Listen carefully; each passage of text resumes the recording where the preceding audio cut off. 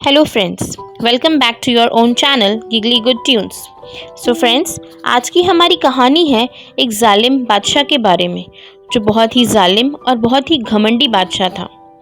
और अल्लाह ने कैसे उस बादशाह का घमंड को चकनाचूर किया, ये जानने के लिए कहानी को शुरू करते हैं। बहुत पुरानी बात है, एक शानदार शहर में एक बादशाह का राज था, जिसका नाम बादशाह जमशेद था।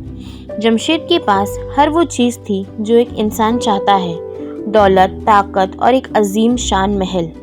लेकिन जितनी उसकी शान थी, उसका घमंड उससे भी कहीं ज़्यादा था। उसका कहना था कि मुझसे बड़ा और ताकतवर दुनिया में कोई नहीं है। ये मुल्क मेरी मिल्कियत है और इसके लोग मेरी मर्ज़ी के गुलाम हैं। जमशेद का जुल्म इतना ज़्यादा था कि उसका नाम सुनते ही लोग काँप जाते थे। जो उसका हुक्म की तामील नहीं करता था, उसका अंजाम सिर्फ मौत होती थी। उसने अपने शहर के गरीब लोगों के ऊपर इतना टैक्स लगाया था कि उनका गुजारा मुश्किल से हो पाता था। कई माएँ अपने बच्चों को खाना नहीं दे पाती थीं। कई बुजुर्ग बेघर होकर सड़कों पर ही ज़िंदगी गुजार रहे थे। एक दिन जब जमशेद अपने महल के बाग में चल रहा था, तो उसने एक फ़कीर को देखा जो उसके महल के बाहर भीख मांग रहा था। फ़कीर ने बादशाह को देखकर कहा, बादशाह सलामत, अल्लाह ने तुम्हें सब कुछ दिया है, थोड़ी इंसानियत का सबक और दर्स भी ले लो। जमशेद ने गुस्से में आकर फ़कीर को मारने का हुक्म दे दिया, लेकिन जैसे ही सिपाही ने फ़कीर की तरफ हाथ बढ़ाया, एक तेज़ बिजली चमकी और फ़कीर गायब हो गया। बादशाह हैरान रह गया, लेकिन उसने इस बात को नज़रअंदाज कर दिया। उसी रात जमशेद ने एक अजीब व गरीब ख्वाब देखा। ख्वाब में उसने देखा कि उसका महल गिर रहा है और वो एक गहराई में गिर रहा है। जब वो चीखता है तो कोई उसकी मदद करने नहीं आता। उतने में ही उसका दिल बेचैन हुआ और वो अपने ख्वाब से जाग गया।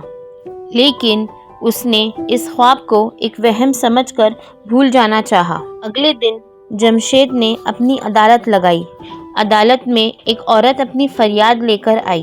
उसने कहा, बादशाह सलामत, आपके सिपाहियों ने मेरा घर जलाया और मेरे बच्चों को बेघर कर दिया है। अल्लाह के लिए मुझे इंसाफ दीजिए।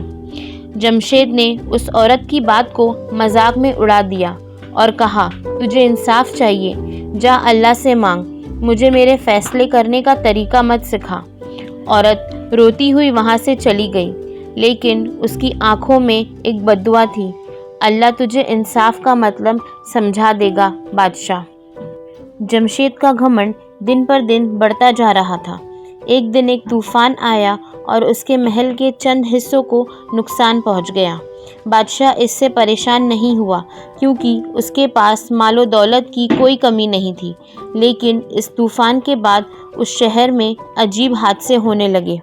उसके सिपाहियों में से कुछ लोग बीमार होकर मरने लगे। उसकी फसलें खुश्क होने लगी। शहर के लोग उसके खिलाफ शिकायत करने लगे, लेकिन उसने किसी की नहीं सुनी। ये सिर्फ शुरुआत थी। अल्लाह ने उसको सब्र और इंसाफ का सबक सिखाने के लिए अब उसका इम्तिहान लेना शुरू कर दिया था। शहर में अफरा तफरी का माहौल था।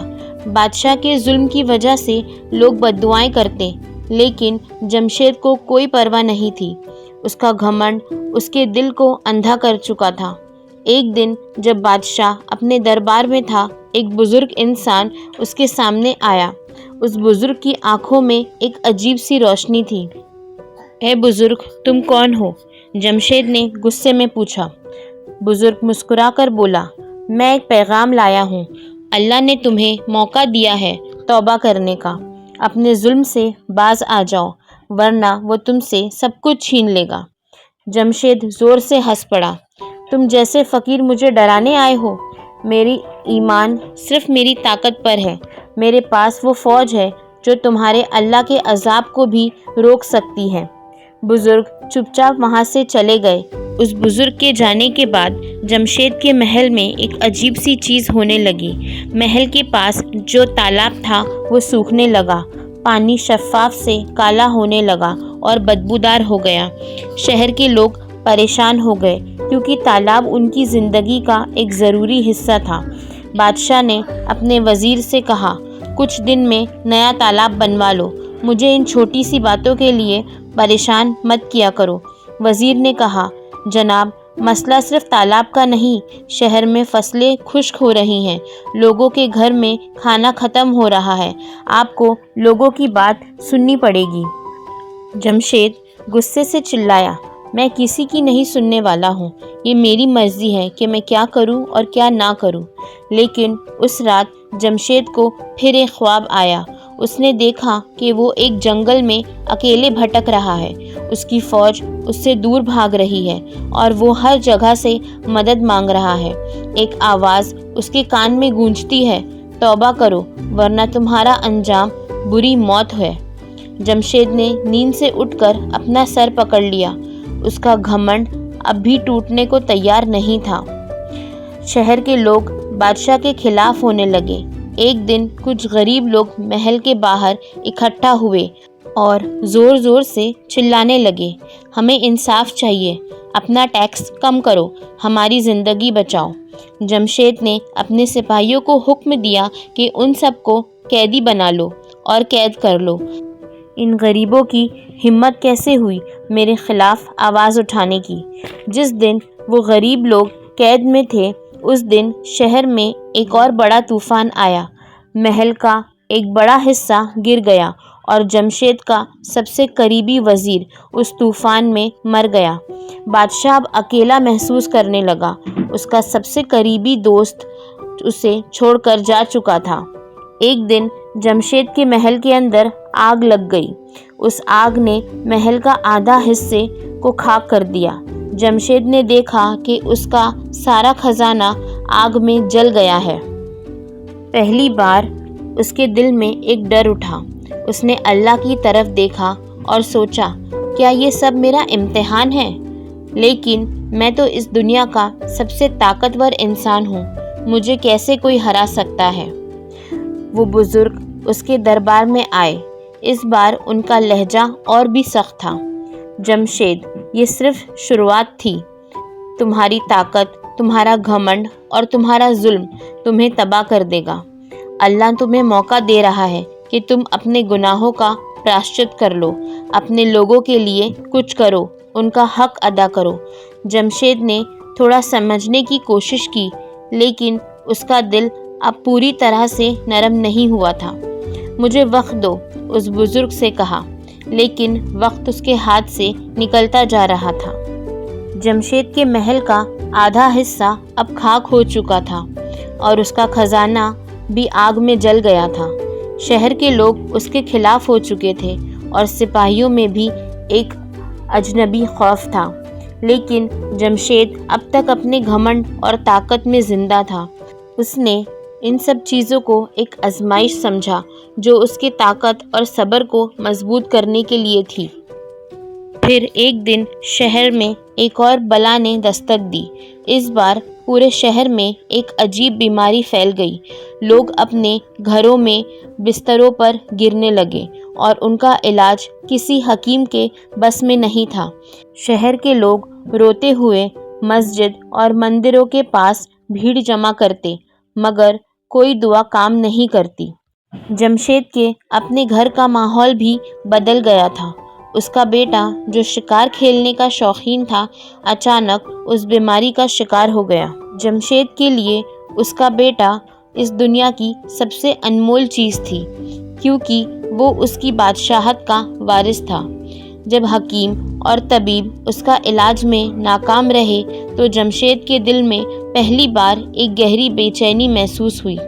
एक रात जमशेद अपने बेटे के सराहने बैठा हुआ था, जब उसके बेटे ने मुस्कुराकर पूछा, अब्बा, क्या आपको लगता है कि आप मुझे इस बीमारी से बचा पाएंगे? आप तो इस दुनिया के सबसे ताकतवर इंसान हैं ना। ये अल्फाज जमशेद के दिल पर गहरे ज़ख्म बनकर लगे। उसने पहली बार अपनी असलियत महसूस की कि वो इंसान ताकत के बावजूद अल्लाह के फ़ैसले के आगे बेकार था।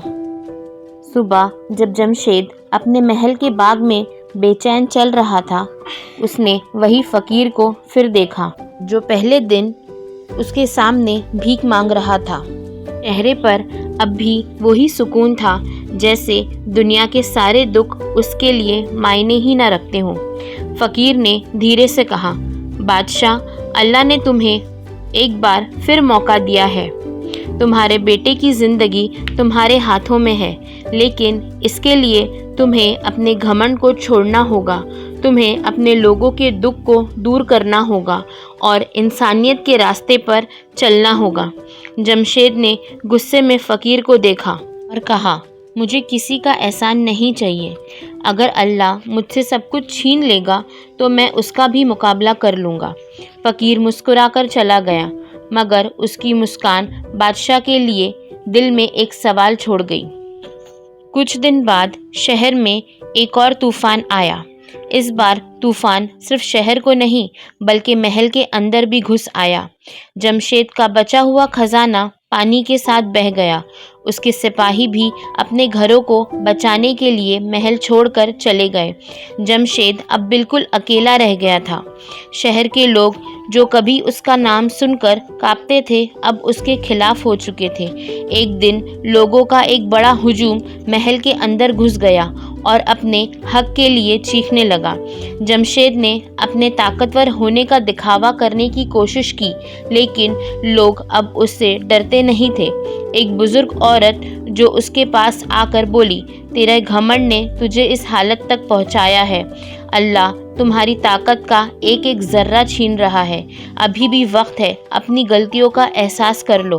اس رات جب ہر چیز تباہ ہو چکی تھی، جمشید اپنے محل کے خالی حصے میں بیٹھا ہوا تھا۔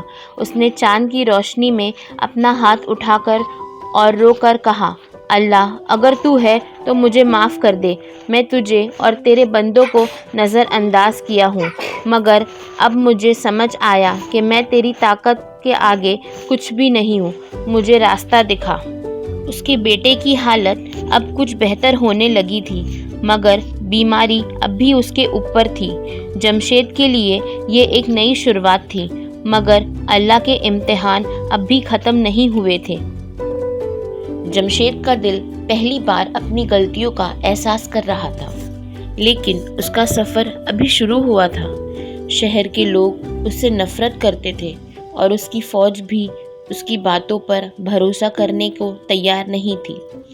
اس کے بیٹے کی بیماری اب تک پوری طرح سے دور نہیں ہوئی تھی، لیکن ایک امید کی لہر اس کے دل میں جاگ چکی تھی۔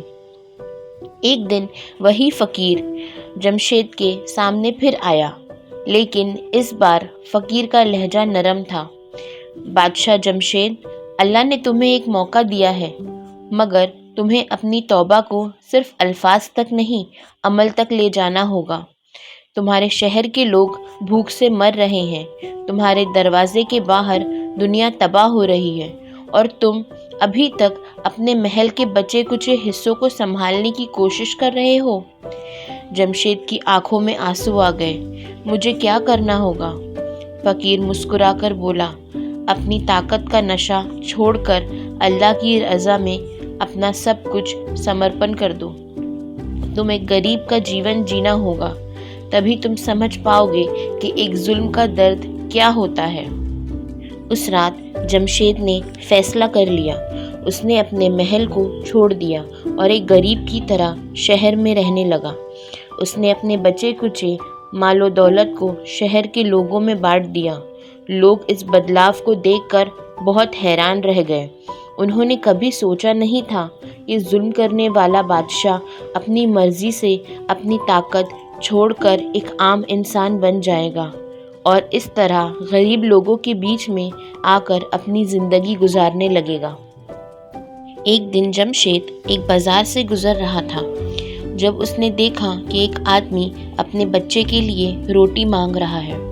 جمشید کے پاس کچھ نہیں تھا اسے دینے کے لیے، لیکن اس نے اپنے کپڑے کا ایک ٹکڑا دے کر کہا، اس سے اپنے بچے کے لیے کچھ کھانے کا انتظام کر لو۔ یہ پہلی بار تھا جب اس نے کسی غریب کے درد کو محسوس کیا، مگر اس کا امتحان ابھی تک ختم نہیں ہوا تھا۔ اس کے ساتھ ایک اور مصیبت آئی۔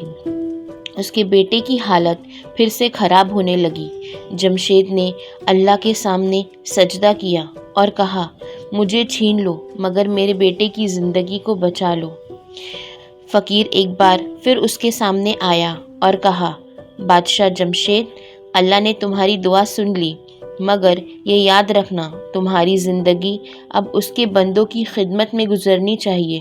اگر تم نے پھر سے گھمنڈ کیا اور غلط راہ پر چلے تو تمہاری دنیا اور آخرت دونوں تباہ ہو جائے گی۔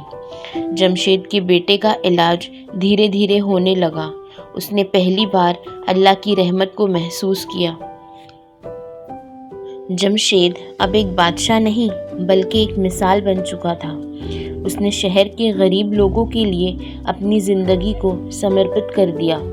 جو لوگ کبھی اس کا نام سن کر اس سے نفرت کرتے تھے، اب اس سے محبت کرنے لگے تھے۔ اس نے اپنے شہر کے لوگوں کے لیے بہت کام کیا، ان کی غریبی کو دور کرنے کے لیے محنت کرنا شروع کر دی۔ اس نے اپنے شہر کے لوگوں کے لیے نیا تالاب بھی بنوایا، فصلوں کے لیے پانی کا انتظام کیا اور ٹیکس بھی کافی حد تک کم کر دیا۔ اس کی زندگی کا سب سے بڑا امتحان اس کا گھمنڈ تھا اور اس نے اپنی آخری سانس تک اللہ کے بندوں کے لیے جینے کا فیصلہ کر لیا تھا۔ جمشید کی کہانی صرف ایک بادشاہ کے سفر کی کہانی نہیں تھی، بلکہ ایک سبق تھا ہر اس انسان کے لیے جو اپنی طاقت پر گھمنڈ کرتا ہے۔ اللہ کے امتحان انسان کو اس کی اصل اوقات دکھانے کے لیے ہوتے ہیں، اور صرف وہی انسان کامیاب ہوتا ہے جو اپنے گھمنڈ کو چھوڑ کر انسانیت کے راستے پر چل پڑتا ہے۔ سو فرینڈس، آج کی ہماری کہانی یہیں ختم ہوتی ہے۔ آپ کو ہماری کہانی کیسی لگی ہمیں کمنٹ باکس میں بتائیں، and please like, share and subscribe to your own channel giggly good tunes. See you another time. Bye. Thank you.